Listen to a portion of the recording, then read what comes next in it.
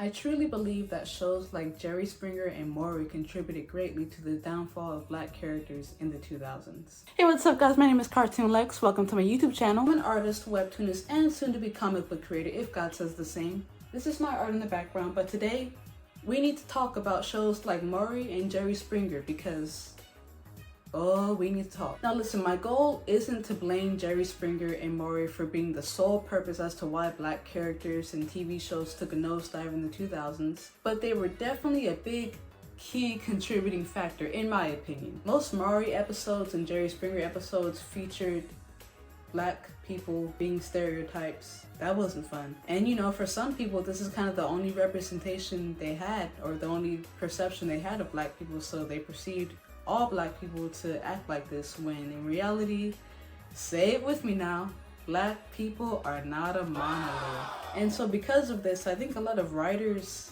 in the 2000s just figured, hey, if this is how black people act on Jerry Springer and Maury, I guess this is how we should write them in shows like iCarly, like Drake and Josh, basically any Dan Schneider show from the 2000s and early 2010s. And this is really disappointing to me because right before the 2000s is what I like to call the peak period of black TV shows and stories and characters and all that. One of the reasons I think black characters were written so well in the 90s is because you had a full cast of black characters in any given show. Fresh Prince, Living Single, A Different World, these shows had large black casts. And you know, when you have a show with a large cast of characters, naturally you're gonna make those characters different from one another, right? I mean, that's writing 101 in my opinion. Because of this, we were able to see the diversity that comes with black people. Carlton and Will are both black, yet they act completely different. Same could be said for Freddie from A Different World and Whitley. This is how you make a well-rounded cast. And you even had some stereotypes in some shows and movies. I used to have a problem with this when I was younger, but now not so much. There is some truth to some stereotypes. You've seen a girl like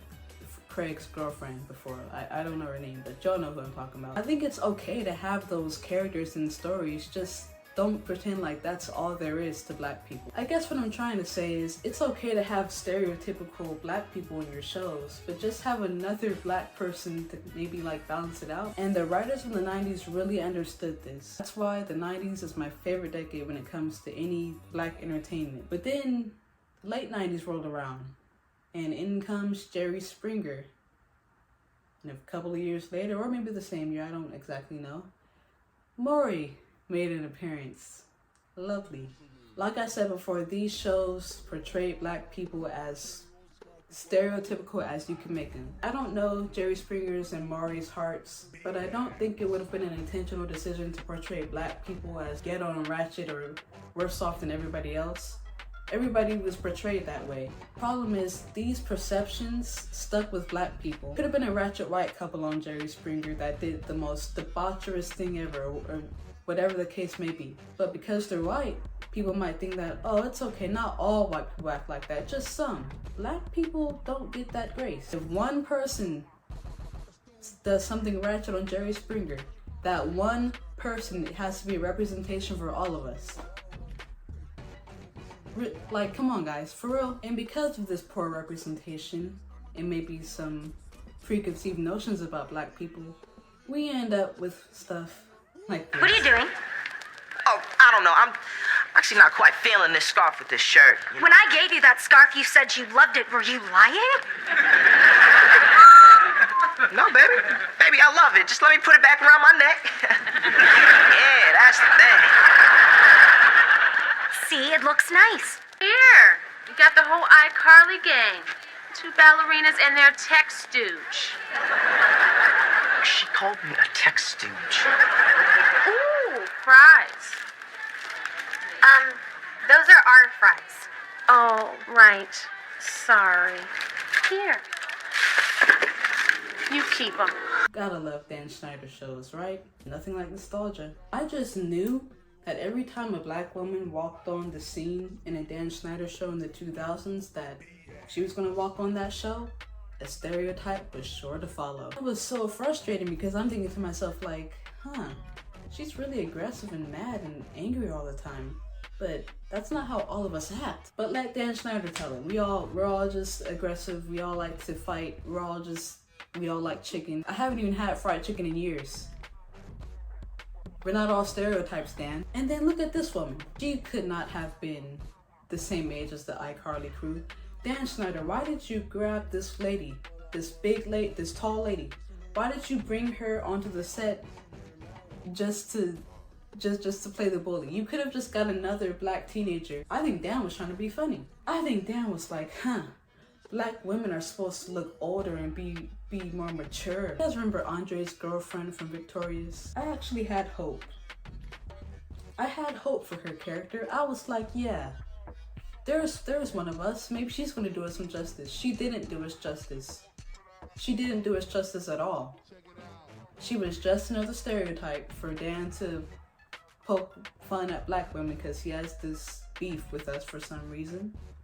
Okay, Dan, we see you. And it wasn't any better for black men. If you're a black male character in the 2000s, you were like one of two, maybe three tropes. You either were the athlete, maybe you breakdance, maybe you like hip hop. Like, it's just, we were just so one note in the 2000s. Why did this happen? Maybe it's because shows like Maury and Jerry Springer kept portraying us like this. And not even just those shows, all reality television. It just took us from here to here. We were just gone. I'm not the first person to complain about how black characters were portrayed in the 2000s, and I'm probably not going to be the last. And I think Hollywood writers and executives are finally starting to catch wind of our beef with these characters as black people. So what did they do?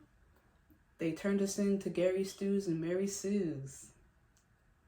Lovely. These characters feel like they're just here to pander. Just here to say, hey, we love diversity. We love black people. We're gonna put you guys in our stories and we're gonna make sure that you guys are perfect because you are perfect people.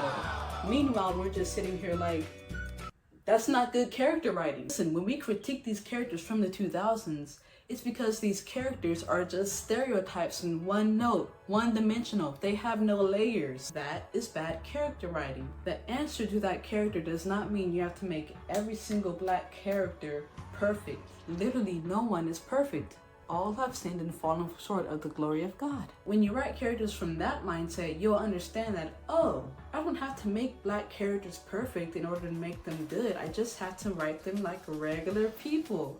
I just have to write them like everybody else. However, not all black characters are bad. We do have some good ones. Miles Morales, Storm, China Parks from the Ant Farm, Raven Baxter, Number 5, the entire cast of Let It Shine. These are really well-written characters, and if you noticed, a lot of them are actually from Disney Channel. Say what you want about Disney. I'm not a fan of what Disney has been doing for the past couple of years, but Disney Channel, back when I was growing up, really understood how to write black people in a good way. Like they knew what they were doing. Honestly, I haven't given up hope. I think that these writers will start to write black people the right way instead of just trying to pander and instead of just trying to use it as a stereotype. We don't have to go back to the 90s to understand how to write good black characters. Just write good black characters. But what do you guys think in the comments? Please let me know. I want to have a discussion and, see if we could figure out how to write black people together. So that's all for this video. I'll be back with another one soon. Stay tuned.